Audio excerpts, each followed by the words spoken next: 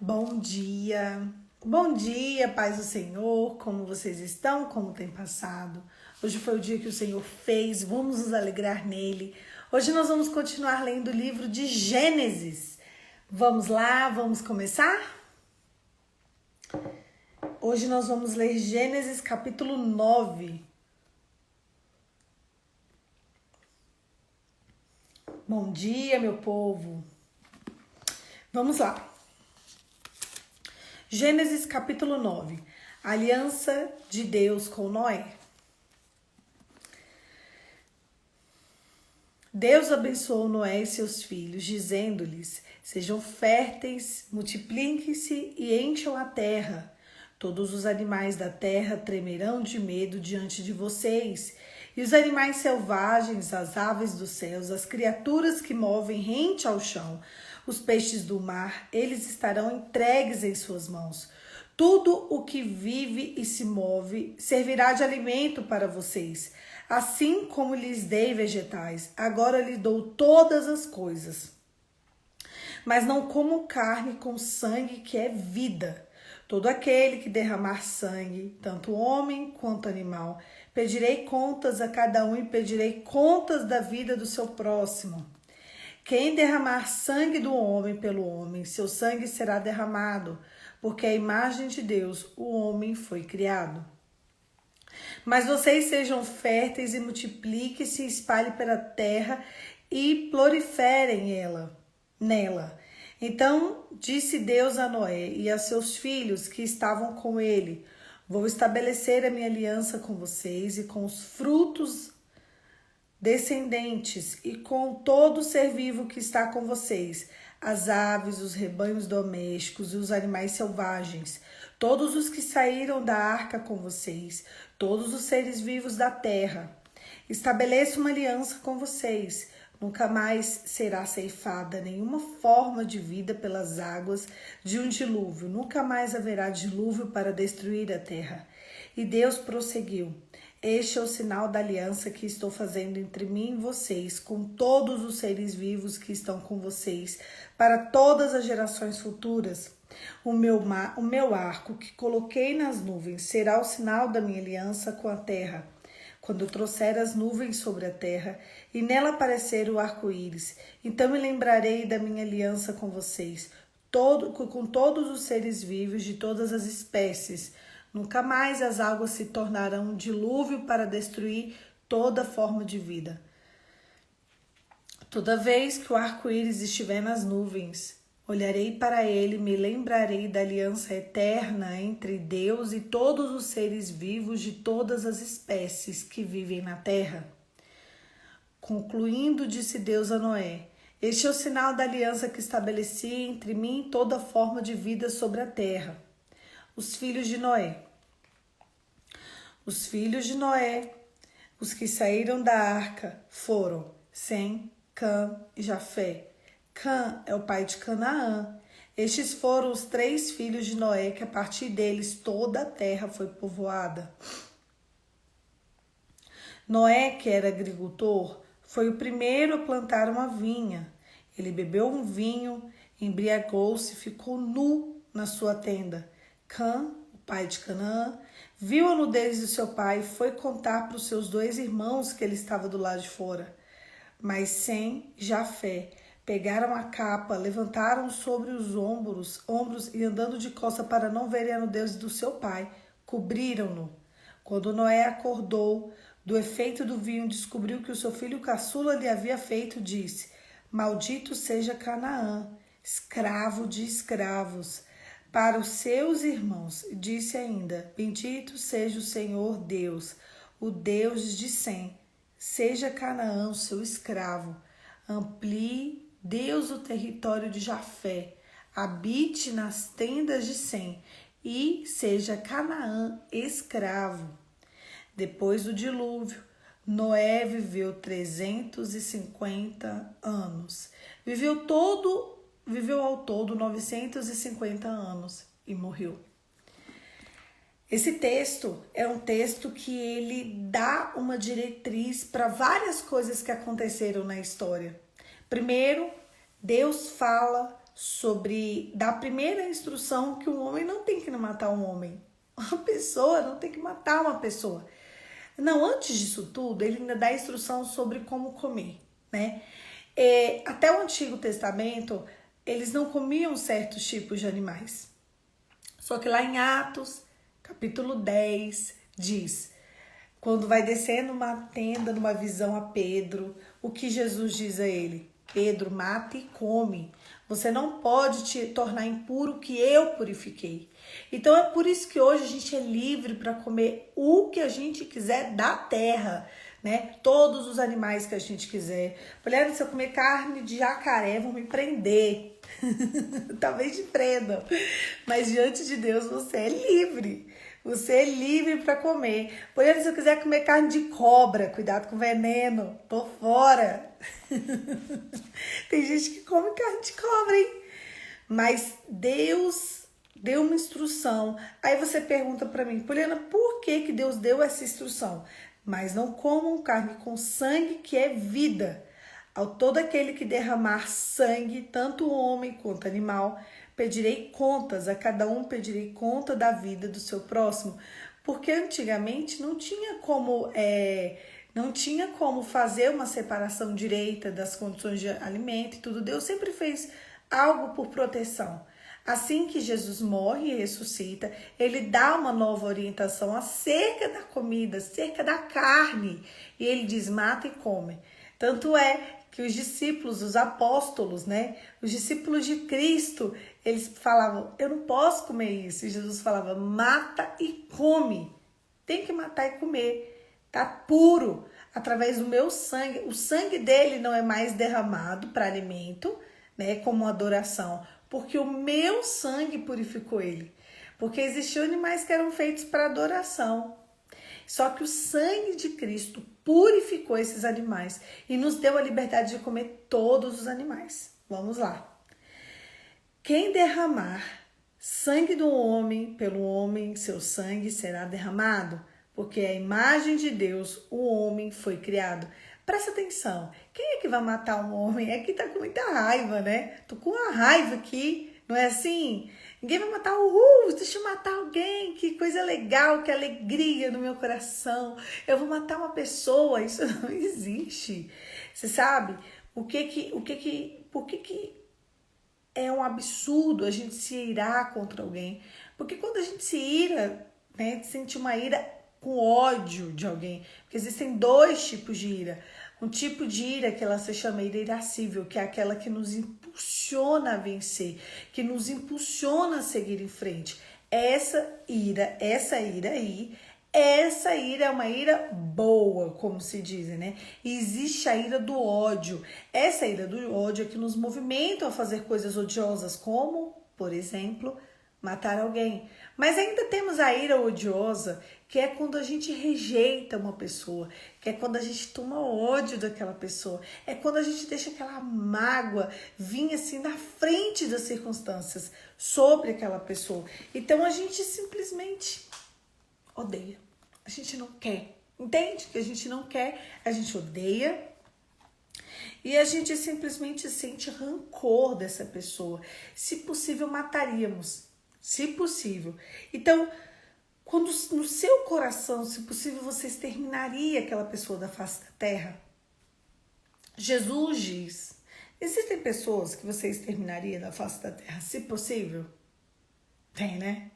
Só que Jesus diz sobre essas pessoas que a gente precisa amar os nossos irmãos. É impossível você seguir em paz sem o amor. E o texto diz que a imagem de Deus, o homem foi criado. Então, até essa pessoa que você odeia, que você detesta, que você tem mágoa, que ela te frustrou, que ela exterminou os seus sonhos, eu quero te dizer, ela é criação de Deus. Então, quando você olha... Não, Juliana, aquilo ali não é criação de Deus, não. Gente, vocês acreditam nisso? Não tem jeito. Até essa pessoa que você odeia, que te faz mal, não faz mal só para mim, não, ela faz mal para a existência, para a face da terra. Até essa pessoa, ela é obra e criação de Deus. E todos nós, quando somos obra e criação de Deus, Deus ama. E se Deus ama uma coisa, nós devemos amar também. Não dá, Poliana, não tem condições. Tem condição sim. Através do sangue de Jesus, nós podemos ter sim. Até porque, um exemplo, eu falo sobre o perdão e cura. Todos esses dois sentimentos, todas essas duas situações de vida são coisas espirituais. Tem pessoas que me dizem que perdoou, mas ela não perdoou. Tem pessoas que me dizem que está curada, mas ela não está curada. Porque tanto para perdoar quanto para ser curada é algo espiritual. Eu vou contar uma coisa aqui para vocês. Isso, nós cristãos estamos há 100 anos, luzes de distância desse povo. Porque não tem como, gente, uma pessoa, né, ser ferida em suas emoções, em sua alma, em seus sentimentos e conseguir ofertar a cura sem ser uma pessoa que entende sobre o reino de Deus. Tem gente que é ateia, que é ateu e que fala, se eu perdoei, Não vai. Chegar uma hora a conta não vai fechar. Lá na frente a conta não fecha, porque o perdão é um ato eminentemente espiritual. Ponto final e acabou. Não existe a menor possibilidade de uma pessoa oferecer um perdão se não for debaixo de uma revelação do Espírito Santo. Não tem como. O perdão, ele vem de Deus, ele é de Deus para o povo de Deus. Eu fico só observando esse povo. Fiz terapia e consegui perdoar. Que bom. E Deus, não tem nada a ver com isso. Não, não tem a terapia. Então, quando é só a terapia e você consegue perdoar, minha filha, a conta não vai fechar. Agora, quando é a terapia mais a presença de Deus, aí a conta fecha. Esse é o grande problema. Chega uma hora que a conta não fecha. Por isso que a gente precisa estar sempre conectados com a palavra, sempre conectados com Jesus, sempre conectados com o poder do Espírito Santo, porque só assim a gente vai conseguir perdoar e amar e ser curado. É a única chance. Sabe quando você tem algo na sua vida que é a sua única e última chance? É isso. Sua última chance. Não tem mais chance. É isso e acabou. É sobre o perdão e a cura. A gente quer fazer isso um ato pessoal, um ato... o fulano perdoou, ele nem é... Não perdoou. Como você está dizendo? Não perdoou porque é verdade. Uma hora pode durar 10 anos, 20 anos, 15 anos. Uma hora lá na frente a conta não vai fechar. E o peso da falta de perdão, da falta de cura vai chegar. Não tem jeito. Então Deus, ele dá mais sinais. A outra instrução que ele dá é que a gente se multiplique, sejam férteis. Jesus não mudou isso aqui não, igual da carne. Jesus não disse está purificado não. Jesus não disse vai tomar seu anticoncepcional não. Jesus não falou isso, vocês acreditam? Não está na Bíblia. Jesus disse, continua. Não falou isso não. Ele simplesmente não tirou isso, essa parte da palavra. Então, ser fértil e multiplicar sobre a face da terra é uma dádiva do Senhor. Eu acho engraçado que a gente aceita tudo, menos ter filho, né? É como se ter filhos fosse assim. Primeiro que você manda é o seu tempo, é a sua hora. E o que mais me deixa indignada são casais cristãos, sabe? De igreja, casando agora, sabe? Casando hoje, casando amanhã. E a menina já tá ali, 3 meses antes, nunca nem teve atividade de casal, dependendo. E já começou com o anticoncepcional para só ter filhos quando ela quiser. Eu sigo uma blogueira que ela é super cristã e ela está há 3 anos tentando engravidar. Mas antes desses 3 anos tentando engravidar, ela tomou por anos anticoncepcional, acho que foi uns 5 anos. Qual problema? Qual motivo? Qual motivo? Ela viveu os 365 dias, 3 vezes, tentando engravidar e não consegue. Por que ela colocou um contraceptivo nela? Ela nem sabia se ela era fértil ou não. Ela nem sabia se ela poderia engravidar de uma forma natural ou não. Ela nem sabia se a fertilidade era para ela ou não. Ela quis ser Deus. Vocês entendem? Eu não posso me encher de filhos. Não, a gente não pode se encher de filhos, né? Então, eu quero dizer para vocês que vamos orar então pelo seu sobrinho, tá, Lucy?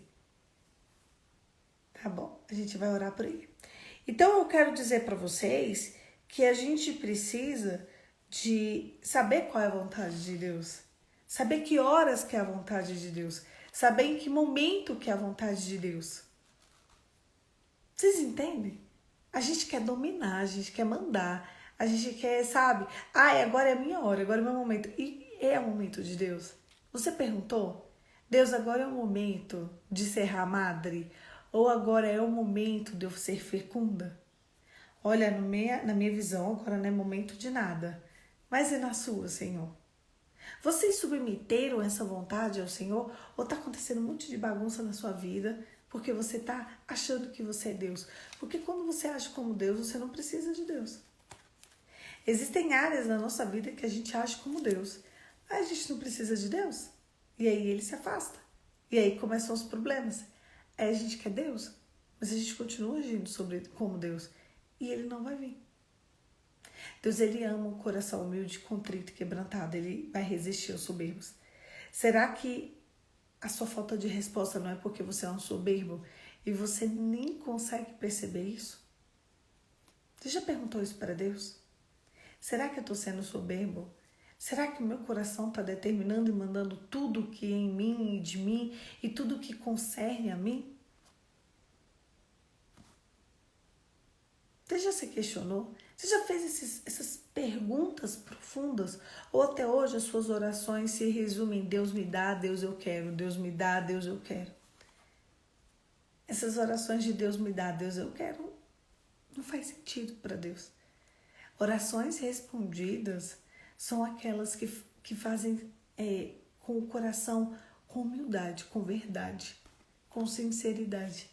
Aquela em que a gente sabe pedir o que alcança o coração de Deus. Aí sim, essa oração, qual é a oração que alcança o coração de Deus? Poliana, eu tenho um objetivo, então eu não oro pelo meu objetivo, ora. Mas qual a oração que alcança o coração de Deus? Você já perguntou para ele, Senhor, qual é a oração que alcança o seu coração? Porque a gente nem pergunta, né? A gente fala o que a gente quer. Só que a gente quer ouvir o que a gente quer e a gente não escuta. Você já se questionou sobre isso? Isso é muito sério. E depois Deus dá um sinal. Um sinal não só para Noé, mas para toda a humanidade. De que ele jamais exterminaria a face da terra. Ele dá um sinal de esperança. Esse sinal de esperança é um arco-íris.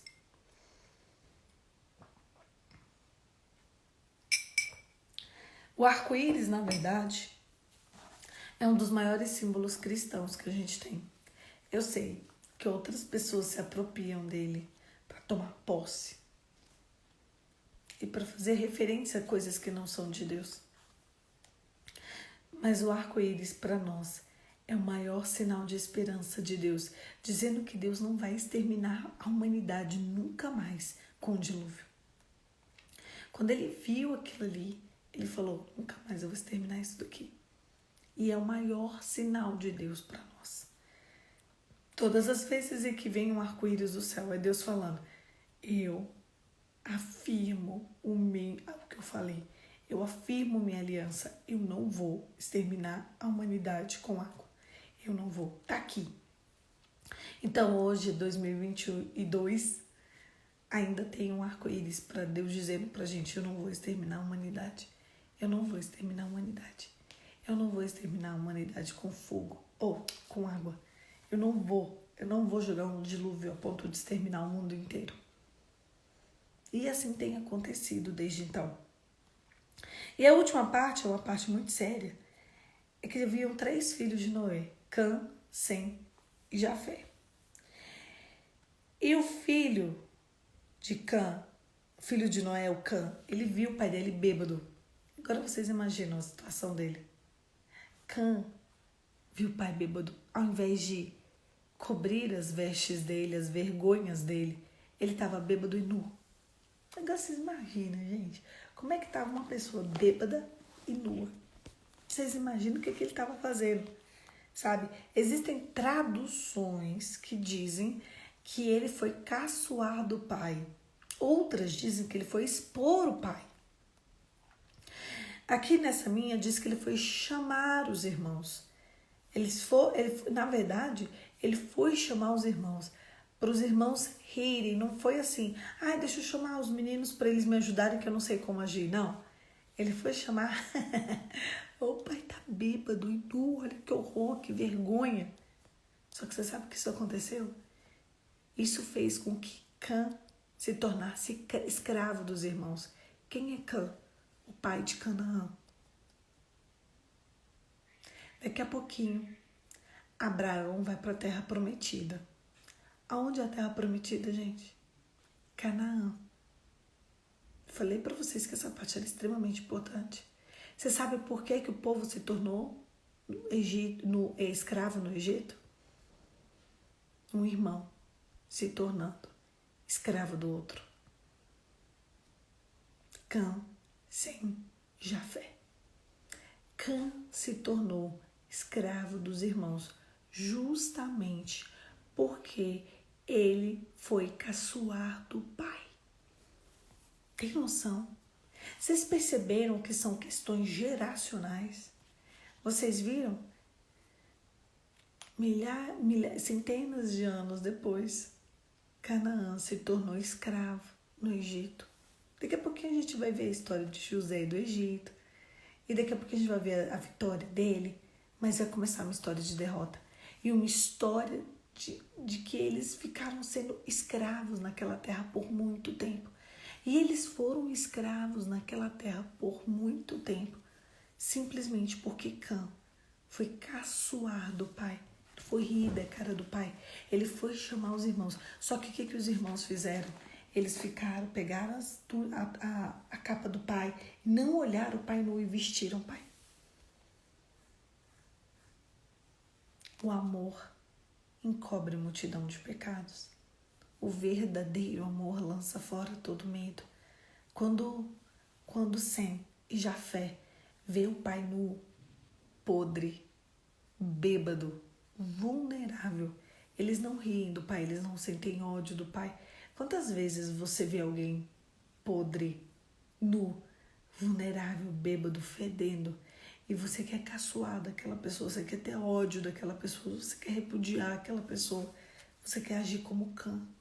Todas as vezes em que eu e você queremos ver uma pessoa vulnerável e queremos caçoar dessa pessoa, assim como esse menino fez, nós nos tornamos escravos. Não é só o Sem, Cã e Jafé, é eu e você. Você se torna escravo e refém dessa situação. Poliana, mas é bebida alcoólica. Mas Deus não está aqui para julgar. O primeiro caso de embriaguez foi aqui, contando. Ele estava bêbado, dando show, pelado. E o Cã resolveu rir do pai, fazer show com o pai, dar espetáculo com o pai. Sabe o que aconteceu? Se tornou escravo. Até hoje, essas tretas pesadas, muito pesadas, elas acontecem por conta destes acontecimentos do início da humanidade. Então, são ciclos e ciclos acontecendo. Poliana, como que deveria ser? Deveria ter um perdão aqui. Deveria ter um pedido de perdão, um reconhecimento. Alguma coisa deveria ter sido feita que não fez até agora. A história da humanidade inteira. Os problemas começam por aqui.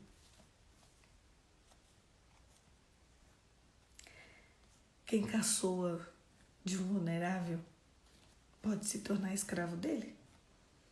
Talvez você está dentro de casa escravo de alguém. Porque dentro do seu coração você tem repudiado aquela pessoa. Toma cuidado. Toma cuidado. Toma cuidado porque a gente não sabe o que está acontecendo por detrás. Quantos ciclos a gente vive? Quantos ciclos? Ciclos intermináveis. Coisas que começam e não terminam. E a gente não sabe por que a gente vive isso. Só que a gente tem caçoado do nu. A gente tem repudiado o bêbado. Só que Deus fala, ame. Ame-o. O amor, antes de ser amável, ele precisa amar. A paciência, ela precisa ser paciente. A paciência tem que ser paciente. O amor, ele tem que amar. Nunca soa, não. A gente não sabe o que pode acontecer. Não gera uma ira dentro de você. Poliana é insuportável, gente, é insuportável. É insuportável, eu sei. É insuportável. Esse Natal foi muito engraçado. A minha prima ganhou um vinho.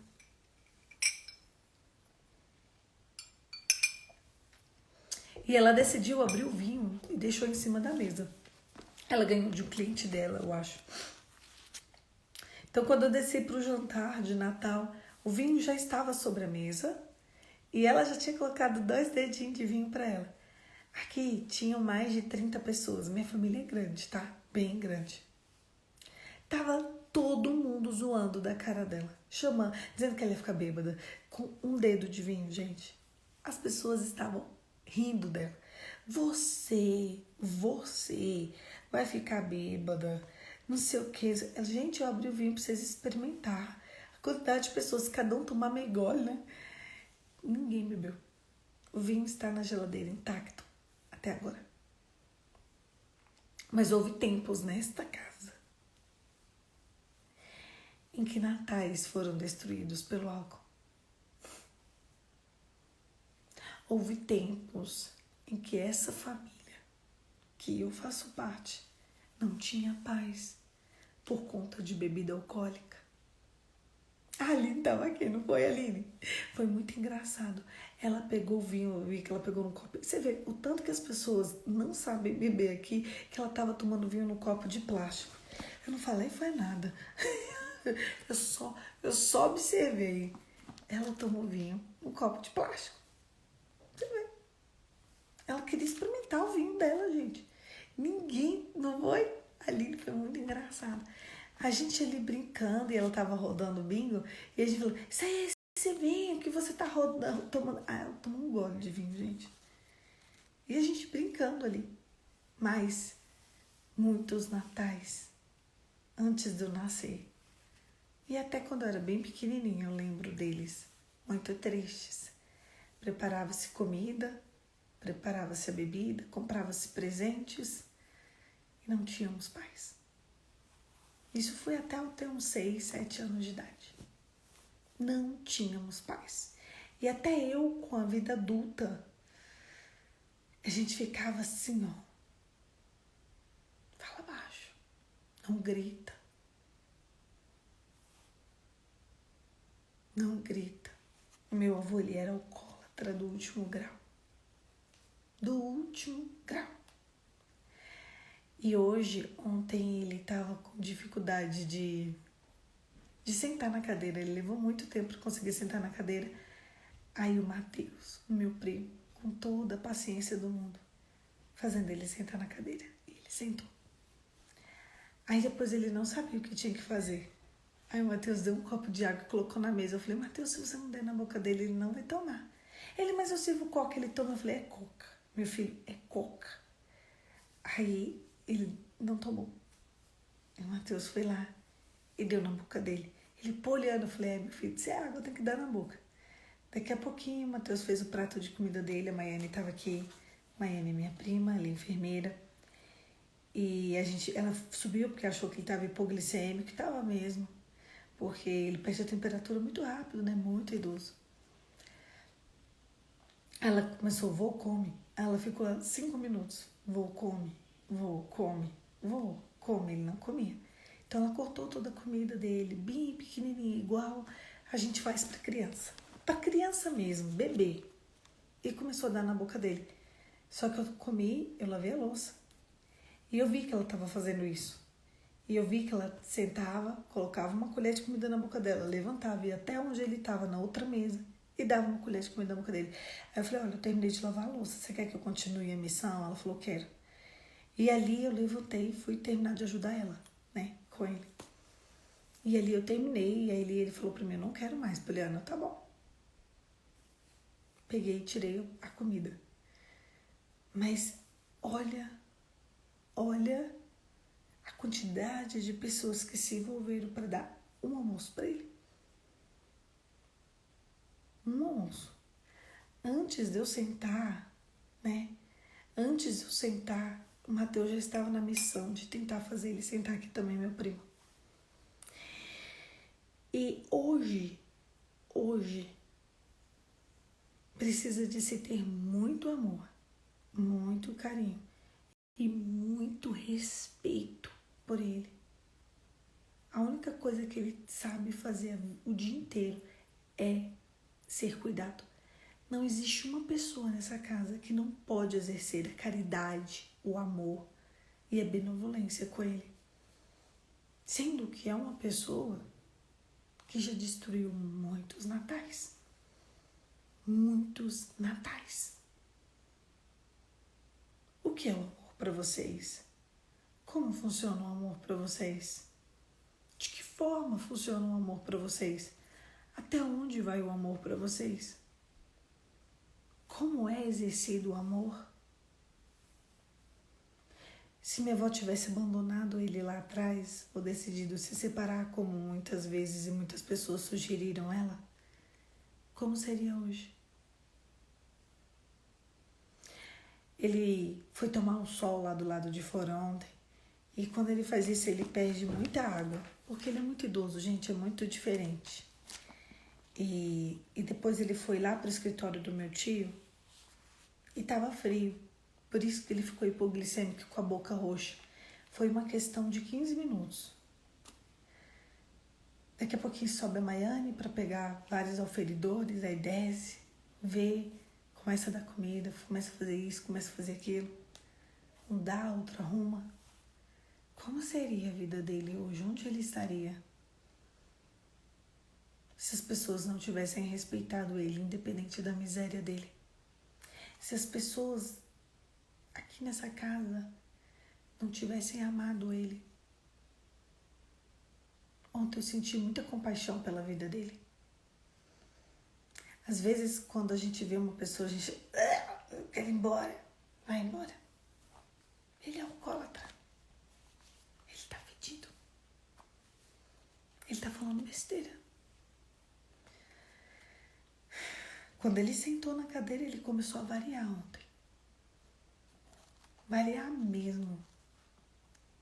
Foi por isso que a gente correu demais. Isso não era nem meio-dia, era meio-dia. Para dar comida para ele. Sendo que ele já tinha comido 2 vezes. Mas como eu falei, é diferente.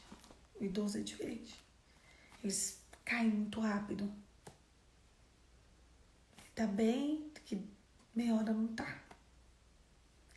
Então a gente precisa observar e saber como a gente tem conduzido o amor. Quem é você? Cam, Sem ou Jafé? O Jafé e o Sem, eles se uniram para tampar a vergonha do pai. O Cam foi rir da cara do pai, foi expor o pai, queria o pai longe, porque ele estava vulnerável. Quando a gente age assim, a gente está passando uma mensagem de que a gente não tem defeitos. Ninguém tem defeitos, né? Nós não temos defeitos. É como se a gente não fôssemos perfeitos. Só que quando você decide amar, quando você decide cuidar, você decide. Ontem eu cheguei a essa conclusão. Eu ali, cuidando dele, junto com o Mateus, com a Maiane, e eu pensando, se as pessoas aqui tivessem desistido dele, ele não estaria vivo. Ele precisa que alguém dê comida na boca dele para ele se alimentar. Ele precisa que alguém dê água na boca dele para ele beber água. Ele precisa que alguém sente ele para ele sentar. Às vezes, ele precisa que alguém lembre ele como se anda. Nisso, consiste o verdadeiro amor. E eu quero finalizar, mas eu quero falar para vocês o que é o amor. O amor, ele tem 4 passos para ser amável. Primeiro, ele perece. Depois ele é crucificado. Depois ele morre. E só depois ele ressuscita. O problema é que a gente quer pular etapas do amor. Às vezes você está em qual etapa? No que perece? No que é crucificado? Quando morre? Ou quando ressuscita? Ressuscitar, o amor é para os poucos que permanecem. A maioria das pessoas desistem no meio do caminho. Assim como amar alguém é um desafio existencial, Jesus se entregou por você e amou você mesmo que você não merecia. Às vezes a gente se acha tão bom, tão santo, tão puro, tão casto, tão. E na verdade, não é nada disso. Quem é você? Cã, Sen ou Jafé?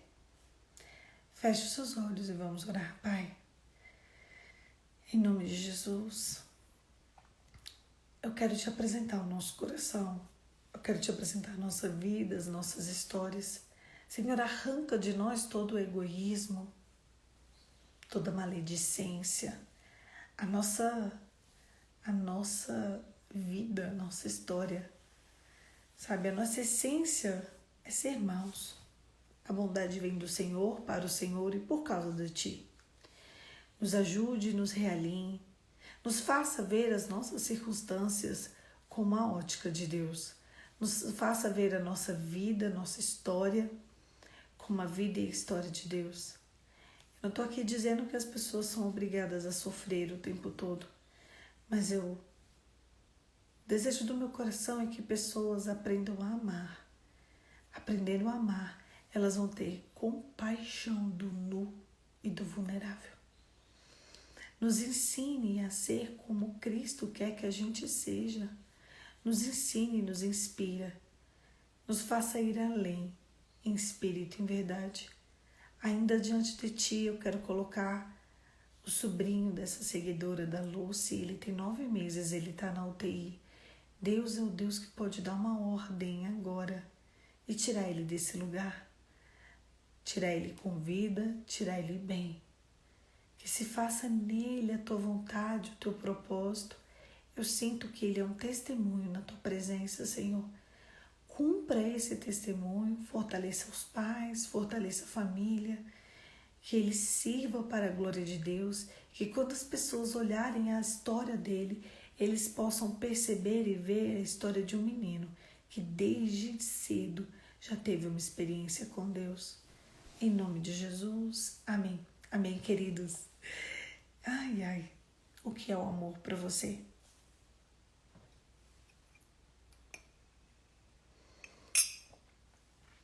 A frase mais medíocre que uma pessoa pode dizer na existência dela é: eu não amo mais. Essa é a pior frase que uma pessoa pode dizer. Ele desistiu do amor. Eu fiz isso porque eu não amo mais. Acabou o amor. Virou amigo. Não dá. Essa é a pior frase. Nunca digam a ninguém: eu não amo mais. Você está negando a existência de Cristo, o sacrifício da cruz. Você está dizendo que aquela obra do Senhor não importa e não interessa, sendo que Deus não tem isso para ninguém. Isso mesmo, é se doar sem esperar nada em troca.